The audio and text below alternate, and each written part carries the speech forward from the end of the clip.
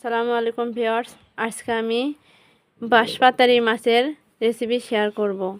ভিডিওটি অবশ্যই ভালো লাগবে, দেখতে থাকেন। আমি এখানে দেখেন এটা নদীর মাছ, ছোট সাইজের বাঁশপাতারি মাছ নিয়েছি। আমি সেটা কেটে পরিষ্কার করে ধুয়ে টুয়ে নিয়েছি। আর এখানে নিয়েছি পেঁয়াজ আর মরিচ। আমি এখন একটা কড়াই নিয়েছি, কড়াইয়ের মধ্যে দিয়ে দিলাম পেঁয়াজ কুচি,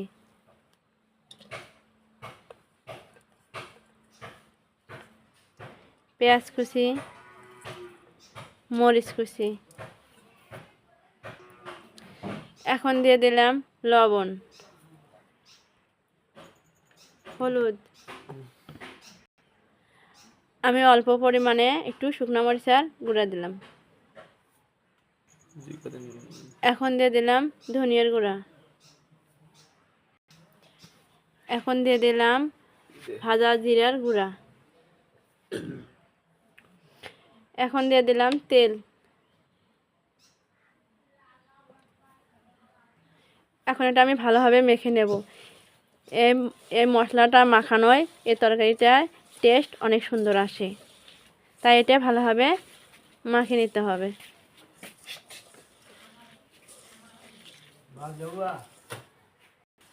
দেখেন আমি মশলাটা ভালোভাবে মেখে নিয়েছি। এখন দিয়ে দেব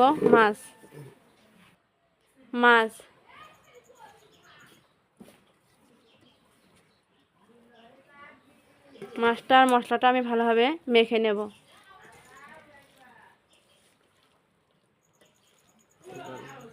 হালকাভাবে এটা মেখে নিতে হবে।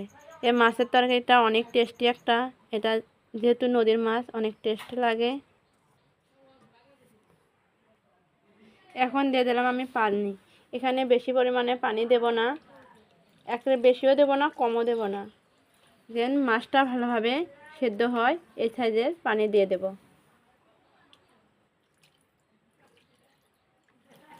আমি হাতটা ভালোভাবে ধুয়ে নিলাম, যেহেতু মশলা আমি এই হাত দিয়ে মেখছিলাম। দেখেন, আর আমি পানি দেব না।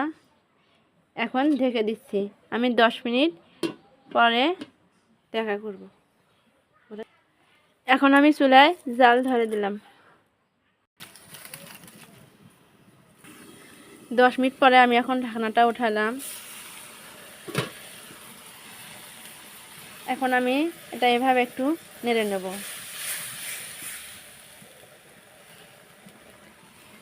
নিয়ে আমি আর এখন 2-1 মিনিটের মধ্যে জাল করব।